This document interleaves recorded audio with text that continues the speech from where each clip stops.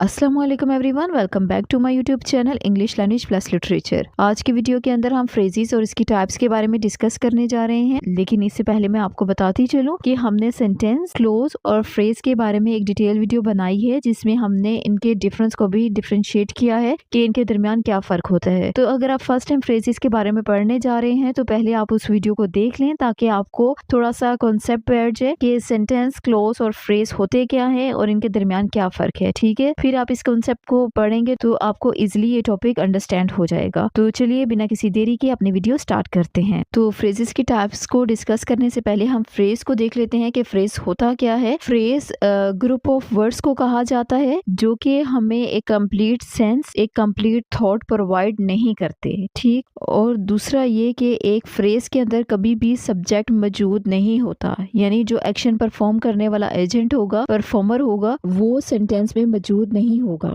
और फ्रेज के अंदर क्या क्या पॉसिबल हो सकता है, क्या क्या चीजें मौजूद होती हैं, या तो एक नाउन होगा उसके अंदर, या तो वर्ब होगा, और हो सकता है कि या तो नाउन भी ना हो।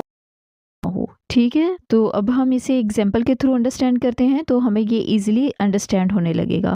तो चलिए अब हम इसकी एग्जाम्पल देखते हैं। तो फर्स्ट एग्जाम्पल है अ ब्यूटीफुल सनसेट। तो ये एक फ्रेज है जो कि ग्रुप ऑफ वर्ड से मिलके बना है और इसके अंदर सब्जेक्ट मौजूद नहीं है। ठीक है, ऑल्दो इसमें नाउन मौजूद है। सनसेट एक नाउन है, नाउन इसमें मौजूद है, लेकिन इसके अंदर सब्जेक्ट मौजूद नहीं है। तो इसमें क्योंकि नाउन मौजूद है तो हम इसे नाउन फ्रेज कहेंगे। और दूसरा ये है कि कंप्लीट सेंस प्रोवाइड नहीं कर रहा। तो नेक्स्ट एग्जांपल देखते हैं, रनिंग क्विकली। तो ये भी दो ग्रुप ऑफ वर्ड से मिलके बना है जो कि हमें कंप्लीट सेंस प्रोवाइड नहीं कर रहा। एंड रनिंग एक वर्ब है तो इसमें वर्ब मौजूद है तो ये वर्बल फ्रेज कहलाएगी। अब नेक्स्ट अगर हम बात करते हैं ऑन द टेबल, ये भी एक फ्रेज है जो कि ग्रुप ऑफ वर्ड से मिला है, जो कि ग्रुप ऑफ वर्ड से मिलके बनी है, हमें कंप्लीट सेंस प्रोवाइड नहीं कर रहा। और दूसरा ये कि ना तो इसके अंदर नाउन है और ना ही वर्ब है। ठीक है, दोनों चीजें मौजूद नहीं है। इसके अंदर प्रेपोजिशन है, हम इसे प्रेपोजिशन फ्रेज भी कहेंगे। और जैसा कि हम इन तीनों में देख सकते हैं कि ग्रुप ऑफ वर्ड से मिलके बने हैं, हमें कंप्लीट सेंस प्रोवाइड नहीं कर रहे। और तीसरा ये कि इन तीनों के अंदर सब्जेक्ट मौजूद नहीं है। तो ये मुकम्मल फ्रेजेस की एग्जांपल्स हैं।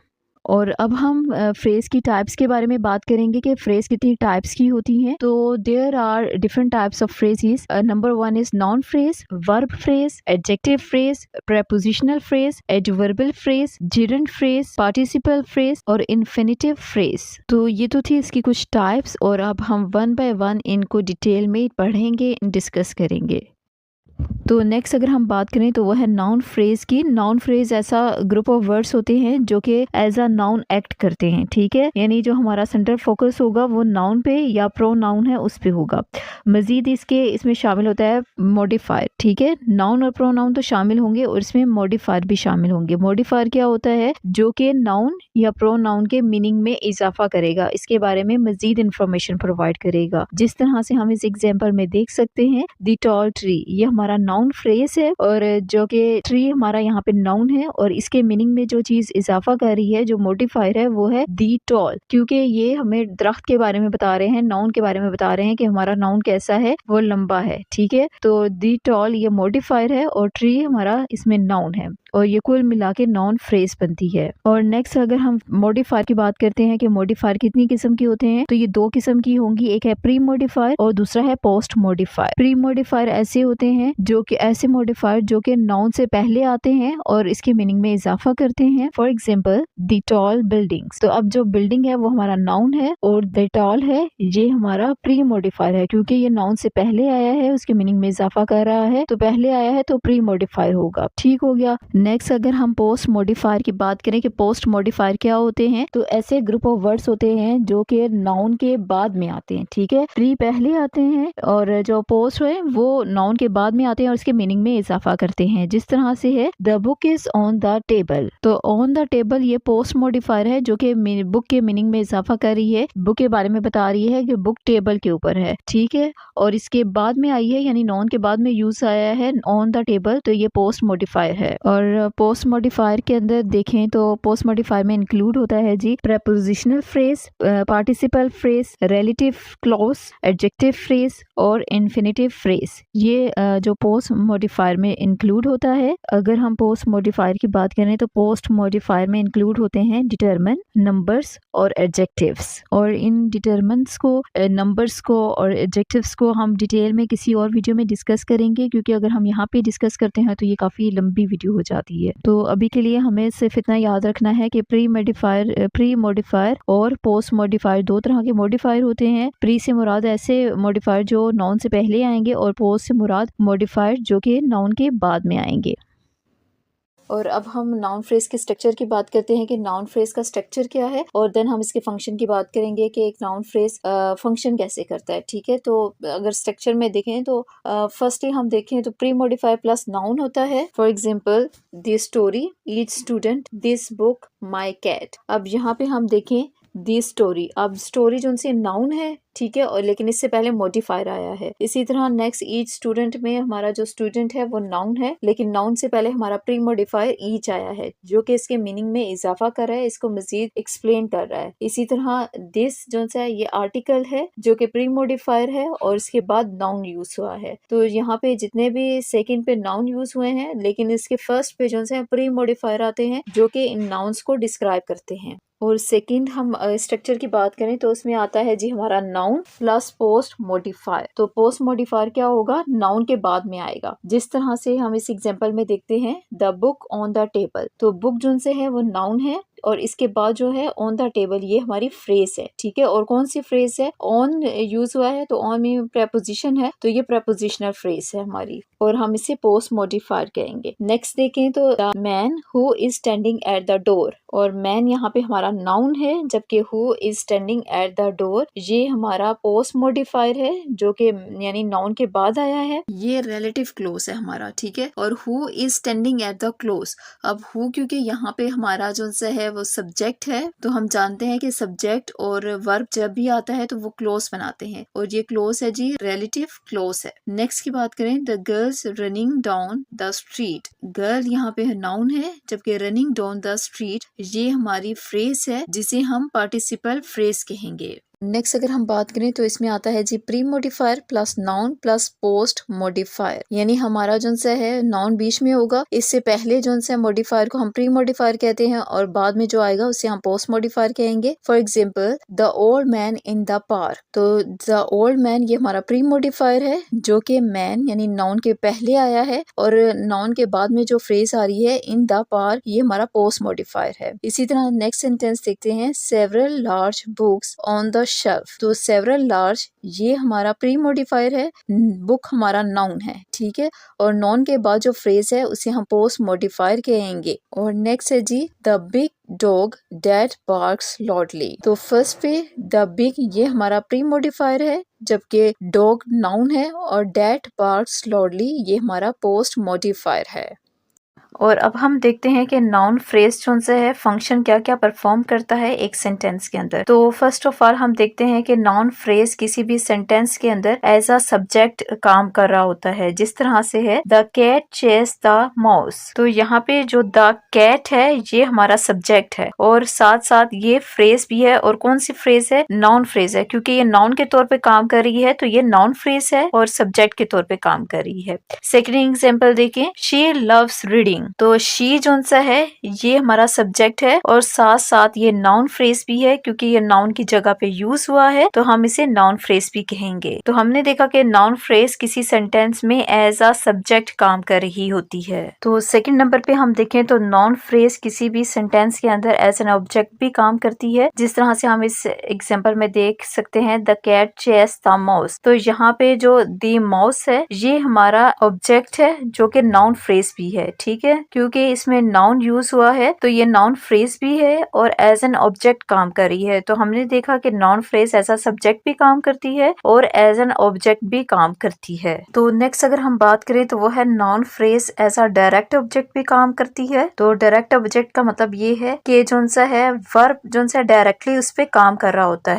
यानी डायरेक्ट ऑब्जेक्ट का मतलब ये है कि जो हमारा वर्ब है वो डायरेक्टली जो से है उस सब्जेक्ट के साथ कनेक्ट होता है। जिस तरह से है दे बाउट एन अम्ब्रेला, तो जो खरीदने वाला काम है वो अम्ब्रेला पे काम हुआ है, यानी डायरेक्टली उस पे काम हुआ है, तो ये डायरेक्ट ऑब्जेक्ट है। तो बाउट मीन्स खरीदना, ये हमारा हो गया वर्ब और अम्ब्रेला हमारा डायरेक्ट ऑब्जेक्ट हो गया। तो एन अम्ब्रेला जो सा है ये नॉन फ्रेज भी है, तो सम टाइम जो है नॉन फ्रेज डायरेक्ट ऑब्जेक्ट के तौर पे भी काम करती है। इसी तरह नेक्स्ट एग्जांपल में देखें the boy kick the ball, तो जो सा है इसमें आल दो द बॉय भी हमारा नॉन फ्रेज है लेकिन ये हमारा सब्जेक्ट के तौर पे काम कर रहा है, और इसी तरह द बॉल हमारा जो सा है ये भी नॉन फ्रेज है लेकिन ये डायरेक्ट ऑब्जेक्ट के तौर पे काम कर रहा है। ठीक है, क्योंकि वर्ब जो सा है किक का काम डायरेक्टली किस पे हुआ है, बॉल के ऊपर। इसी तरह है आई एट अ कैंडी, तो कैंडी हमारा डायरेक्ट ऑब्जेक्ट है, यानी जो खाने का अमल है वो डायरेक्टली कैंडी के ऊपर हुआ है, तो ये हमारा डायरेक्ट ऑब्जेक्ट है जो कि नाउन फ्रेज भी है। तो हमने देखा कि noun phrase as a direct object भी काम करती है। और नेक्स्ट अगर हम बात करें तो noun phrase as an indirect object भी काम करती है। इनडायरेक्ट ऑब्जेक्ट का मतलब ये है कि एक तो जो हमारा वर्ब होता है डायरेक्टली ऑब्जेक्ट के साथ काम करता है, यानी अब जैसे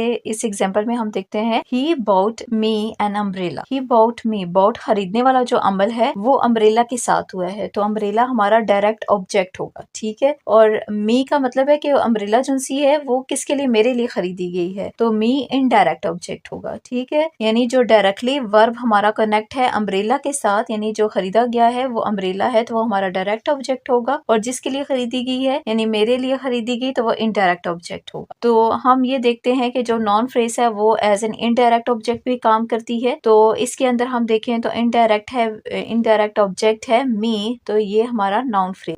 नेक्स्ट एग्जांपल देखें तो वो है Sania gave the little girl a toffee, तो गेव जो सा है वो वर्ब है और डायरेक्ट ऑब्जेक्ट है इसका अ टॉफी जो डायरेक्ट ऑब्जेक्ट है, और द लिटिल गर्ल ये हमारा इनडायरेक्ट ऑब्जेक्ट है। ठीक है, और दोनों ही हमारी नॉन फ्रेज है, यानी डायरेक्ट ऑब्जेक्ट और इनडायरेक्ट ऑब्जेक्ट दोनों ही नॉन फ्रेज है। इसी तरह नेक्स्ट एग्जांपल है we gifted our mom a red gown, अब रेड गॉन जो सा है वो खरीदा गया है जो कि डायरेक्ट ऑब्जेक्ट है, ये भी नॉन फ्रेज है, जबकि इनडायरेक्ट ऑब्जेक्ट किसके लिए खरीदा गया है, अवर मॉम, तो ये हमारा इनडायरेक्ट ऑब्जेक्ट है जो कि नॉन फ्रेज है।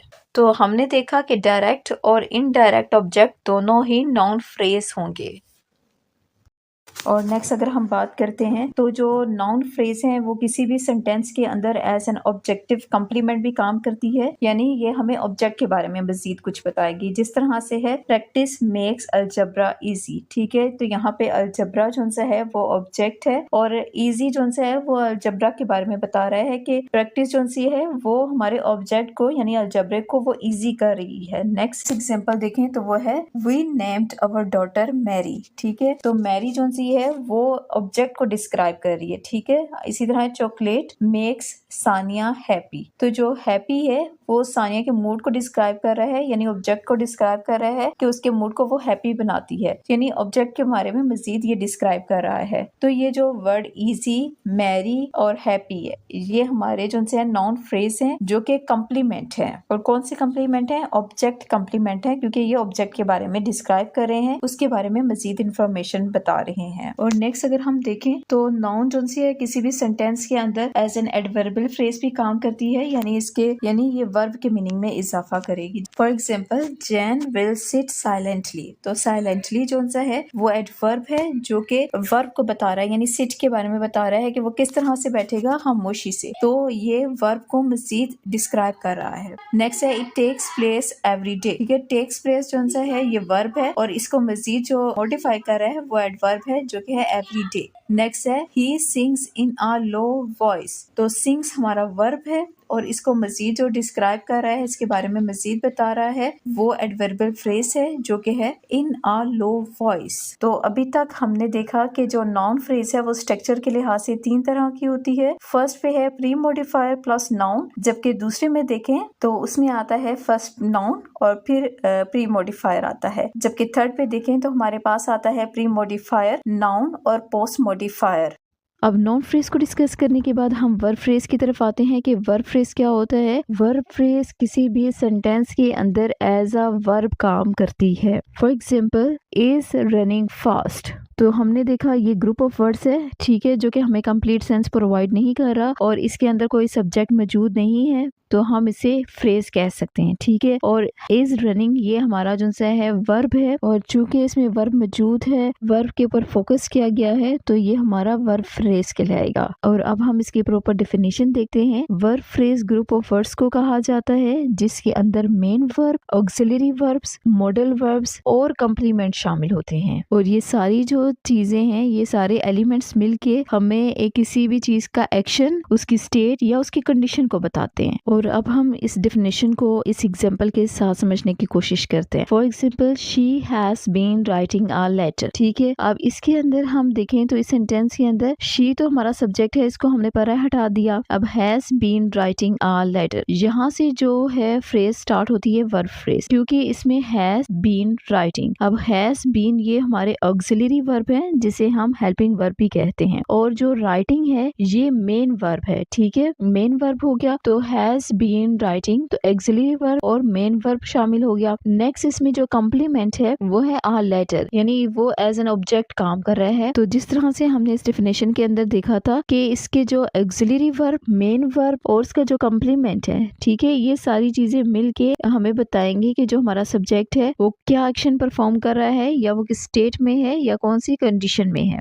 ठीक। तो फिर इसका मतलब ये हुआ कि has been writing a letter, यहाँ से लेके ये सारी जो फ्रेज है ये वर्ब फ्रेज कहलाएगी, क्योंकि इसके अंदर ऑक्सिलरी वर्ब, मेन वर्ब और प्लस इसके अंदर कॉम्प्लीमेंट शामिल है। ये सारी चीजें मिलके एक वर्ब फ्रेज को बना रही हैं। जबकि सेकंड एग्जांपल को देखें, they will go to the park, तो इसके अंदर will go to the park ये हमारी वर्ब फ्रेज है। विल मॉडल वर्ब है, गो जबकि हमारा मेन वर्ब है, और टू द पार्क एक कॉम्प्लीमेंट है। तो जिस तरह से हमने डेफिनेशन के अंदर देखा था कि मॉडल वर्ब, मेन वर्ब और कॉम्प्लीमेंट ये सारे मिलके हमें एक कंप्लीट प्रोवाइड करते हैं कि जो हमारा सब्जेक्ट है वो क्या काम कर रहा है या किस स्टेट में है। तो हमें यहाँ पे ये सारी चीजें मिलके बता रही हैं कि वो सारे पार्क की तरफ जा रहे हैं। तो डेट्स मीन ये हमारा वर्ब फ्रेज है जिसके अंदर हेल्पिंग वर्ब और मॉडल वर्ब और जो सा है कॉम्प्लीमेंट शामिल होते हैं। तो अब हम फिर से डेफिनेशन को देख लेते हैं एक बार कि verb phrase group of words को कहा जाता है जिसके अंदर शामिल होता है मेन वर्ब, इसके अलावा ऑक्सिलरी वर्ब्स और मॉडल वर्ब प्लस कॉम्प्लीमेंट शामिल हो सकते हैं। ये सारी चीजें मिलके एक कंप्लीट एक्शन को बताएंगे या स्टेट को बताएंगे या कंडीशन को बताएंगे, और हम इसे वर्ब फ्रेज कहते हैं जो कि एज अ वर्ब एक सेंटेंस के अंदर काम करती है। आई होप सो कि आपको ये डेफिनेशन अच्छे से समझ आ गई होगी। नेक्स्ट अगर हम देखते हैं कि वर्ब फ्रेज एक सेंटेंस के अंदर क्या फंक्शन परफॉर्म करती है, तो इसमें हम ये देख पाते हैं कि इसमें हमें मेन वर्ब के बारे में पता लगेगा, नंबर 2 ऑक्सिलरी वर्ब या हेल्पिंग वर्ब के बारे में पता लगेगा, थर्ड कॉम्प्लीमेंट, और फोर्थ हमें मूड के बारे में पता लगेगा। फॉर एग्जाम्पल हम इस एग्जाम्पल के जरिए से अंडरस्टैंड करते हैं। दे हैव प्लेड सॉसर, तो प्लेड हमारा जो सा है वो मेन वर्ब है जिसमें हमें ये पता लगा है कि कौन सा एक्शन परफॉर्म हुआ है, खेलने का, ठीक है। दूसरे पे ऑक्सिलरी वर्ब या हेल्पिंग वर्ब में देखें तो वो हैव लगा है, ठीक है। हेल्पिंग वर्ब हैव के बारे में हमें पता लगा है कि जो खेलने का अमर है वो अभी अभी रिसेंटली कंप्लीट हुआ है, यानी परफेक्ट हुआ, अभी रिसेंटली वो एक्शन कंप्लीट हुआ है। नेक्स्ट जो है वो हमें कॉम्प्लीमेंट के बारे में पता लगा है कि कॉम्प्लीमेंट क्या है, सोसर, यानी जो एक्शन है वो कौन सा परफॉर्म हुआ है, सोसर का। नेक्स्ट हमें मूड के बारे में पता लगा है कि ये इंडिकेटिव मूड के अंदर हमें स्टेटमेंट बताई गई है, एक सिंपल स्टेटमेंट, एक असल हकीकत या स्टेट आप कह सकते हैं, सिंपल स्टेटमेंट है, एक हकीकत को बताया गया है, ठीक है। तो इंडिकेटिव मूड को यहाँ पे बताया गया है। इसी तरह नेक्स्ट एग्जाम्पल देखते हैं। She could have been reading a book, तो इसमें हम देखें तो मेन वर्ब रीडिंग का बताया गया है कि जो एक्शन मेन वर्ब कौन सा हो रहा है वो पढ़ने का अमल है, ठीक है। नेक्स्ट हमें ऑक्सिलरी वर्ब या helping verb have been use हुआ है जिससे हमें ये पता लग रहा है जो कि एक्शन है वो कुछ अरसा यानी पास्ट में वो कुछ अरसा जारी रहा है। नेक्स्ट हमें जो है मॉडल वर्ब यानी कुड का यूज किया है जिसके वजह से हमें पता लगा है कि इसमें पॉसिबिलिटी है, पॉसिबिलिटी के बारे में हमें पता लगा है। नेक्स्ट है जी कॉम्प्लीमेंट, और जिसमें है आप बुक, तो कॉम्प्लीमेंट क्या है, डायरेक्ट ऑब्जेक्ट है जो कि हमें बता रहा है कि जो से है वो पढ़ने का जो प्रोसीजर है, किताब पढ़ने का, ठीक है, किताब पढ़ने का जो प्रोसीजर है वो पास्ट टाइम के अंदर कुछ टाइम जारी रहा है। फिर हमें मूड के बारे में पता लगा है जो कि इंडिकेटिव मूड है, जो कि हमें पॉसिबिलिटी भी बता रहा है, ठीक है, कुड का क्योंकि यूज हुआ है तो ये हमें एक पॉसिबिलिटी बता रहा है। एक तो यहाँ पे कुड का यूज हुआ है जिससे मुराद ये है कि हमें पॉसिबिलिटी को बता रहा है, और दूसरा ये कि हमें इंडिकेटिव मूड के अंदर हमें एक फैक्ट को, एक हकीकत को बताया गया है, एक फैक्ट को। तो वर्ब फ्रेज का फंक्शन ये होता है कि वो हमें मेन वर्ब के बारे में बताता है कि जो सा मेन वर्ब कौन सा हो रहा है, यानी एक्शन कौन सा परफॉर्म हो रहा है। दूसरा ये एक्सिलरी वर्ब है या हेल्पिंग वर्ब के बारे में बताता है, जिसे हमें ये पता लग पाता है कि जो एक्शन है वो कंटिन्यू है या कंप्लीट हो चुका है। नेक्स्ट हमें कॉम्प्लीमेंट के बारे में बताता है, और फिर हमें मूड के बारे में बताता है कि इम्पेरेटिव मूड है या इंडिकेटिव मूड है, कौन सा मूड यूज किया गया है इसमें।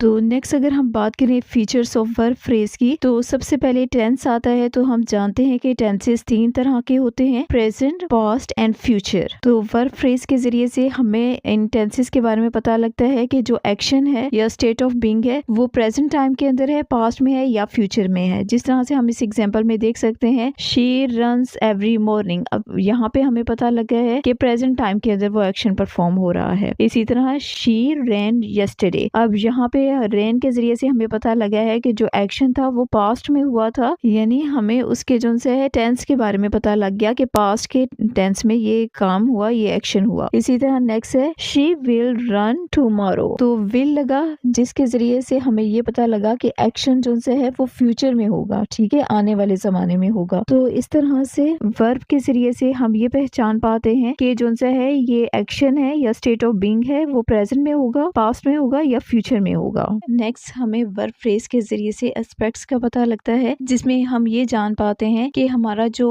वर्ब है, जो एक्शन है वो कंप्लीट हो चुका है या ऑन गोइंग है, ठीक है। जिस तरह से हम जो से टेंसेस के अंदर ये देखते थे कि जो हमारा एक्शन है यानी काम है वो प्रेजेंट के अंदर है, पास्ट के अंदर है या फ्यूचर के अंदर है, ठीक है। तो एस्पेक्ट के अंदर हम ये देखते हैं कि जो एक्शन परफॉर्म हो रहा है वो कंप्लीट है या होने वाला है या हो रहा है, ठीक है। इसकी 3 स्टेट्स हैं। तो फर्स्ट एस्पेक्ट है परफेक्ट एस्पेक्ट, जो कि हमें ये बताता है कि जो एक्शन है वो कंप्लीट हो चुका है। जिस तरह से she has walk to the school, तो वो एक्शन एक कंप्लीट हो चुका है, वो स्कूल जा चुकी है, लेकिन इसका जो एक्शन के रिजल्ट है, इफेक्ट है, वो प्रेजेंट सिचुएशन पे भी असरअंदाज हो रहे हैं, ठीक है। तो ये हमारा परफेक्ट एस्पेक्ट है जिसमें हमें कंप्लीट एक्शन को बताया गया है कि एक्शन परफॉर्म हो चुका है। नेक्स्ट है प्रोग्रेसिव एस्पेक्ट, जिसमें एक्शन जो है ऑन गोइंग होता है, ठीक है, यानी प्रोसेसिंग में होता है, कंटिन्यू होता है। जिस तरह है the dog is eating a bone, तो डॉग जो है इस मोमेंट पे अभी वो हड्डी खा रहा है, ठीक है, यानी प्रोसेसिंग में है। तो ऑन गोइंग एक्शन को ये रिप्रेजेंट कर रहा है। तो नेक्स्ट अगर हम बात करें तो वह है परफेक्ट प्रोग्रेसिव एस्पेक्ट की। जिस तरह से इसके नाम से ये शो होता है कि परफेक्ट और प्रोग्रेसिव दोनों से मिलके बना है, और ऐसा एक्शन जो कि पास्ट में स्टार्ट हुआ है और प्रेजेंट टाइम के अंदर कंटिन्यू है, या फिर अभी अभी खत्म हुआ है, रिसेंटली वो स्टॉप हुआ है, और आमतौर पे इसमें ड्यूरेशन को बताया जाता है। तो जिस तरह से इस एग्जाम्पल में हम देख सकते हैं, he had been using the mobile all night so he had been sleeping the whole day. So जो एक्शन था वो पास्ट में स्टार्ट हुआ और कंटिन्यू रहा, और अभी जो स्लीपिंग का प्रोसेस है, यानी जो एक्शन था मोबाइल यूज करने का, वो स्टार्ट हुआ पास्ट में और पास्ट में ही कंटिन्यू रहा, और अभी का जो एक्शन है यानी स्लीपिंग का, वो पास्ट में स्टार्ट हुआ है और अभी तक चल रहा है। नेक्स्ट जो वर्ब फ्रेज है वो हमें मूड के बारे में बताती है। मूड क्या होता है कि जो स्पीकर है वो एक्शन किस अंदाज में परफॉर्म कर रहा है, या स्टेट ऑफ बीइंग है तो वो किस मूड में है, ठीक है। यानी हमें ये पता लगेगा कि इवन के हमें इंडिकेशन दी जा रही है, सिंपल एक सेंटेंस पूछा जा रहा है, या हमसे क्वेश्चन पूछा जा रहा है, या किसी चीज का इम्पेरेटिव मूड में हुक्म दिया गया है, या फिर हमारी